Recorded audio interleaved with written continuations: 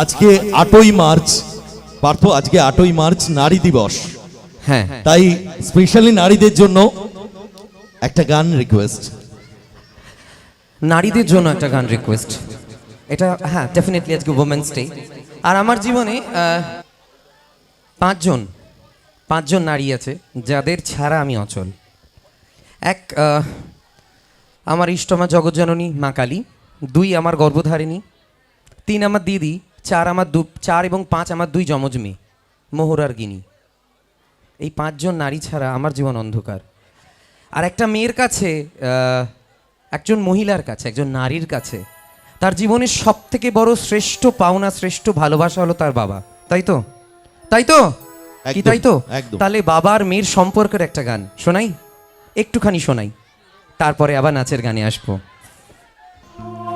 যে সম্পর্কটা, মানে আমি গানটা এতদিন উপলব্ধি করে গাইতাম না, বর্তমানে ভীষণ উপলব্ধি করে গাই, কারণ আমার মেয়েদের বয়স মাত্র 7 মাস, অনলি 7 মান্থস।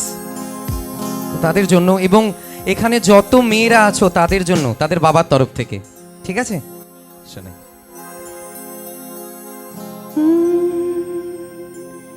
কাটে না সময় যখন আর কিছুতে, বন্ধুর টেলিফোনে মন বসে না, জানলার গ্রিলটাতে ঠেকাই মাথা, মনে হয় বাবার মতো কেউ ডাকে না। আয় কুকু আয়, কুকু আয়, কুকু আয়, কুকু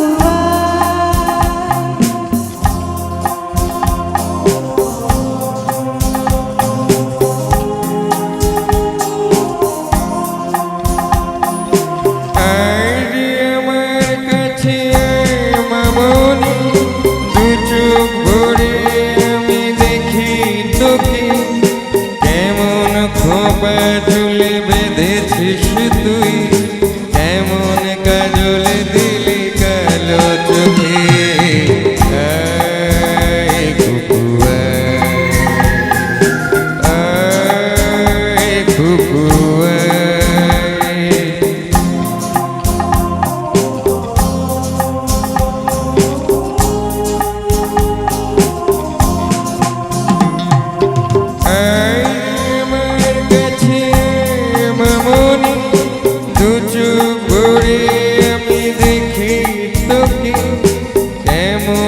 খোপা চুলে বেঁধেছিস তুই, কেমন কাজল দিলি কালো চোখে। আয় কুকু আয়, কুকু আয়,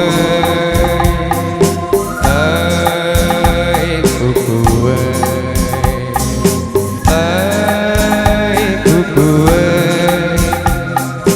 কাটে না সময় যখন আর কিছুতে, বন্ধুর টেলিফোনে মন বসে না, জানলার গ্রিলটাতে ঠেকাই মাথা, মনে হয় বাবার মতো কেউ ডাকে না।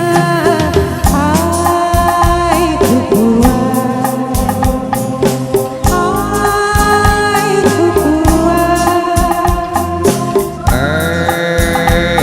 কুকু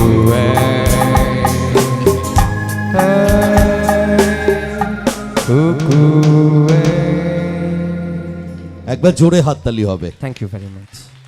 আমি দিদির কাছে ক্ষমা চেয়ে নেব। দিদি, দিদি, দিদি, আমায় ক্ষমা করবেন। আমার কোনো রকম ইচ্ছে বা আকাঙ্ক্ষা ছিল না আপনি কাঁদবেন।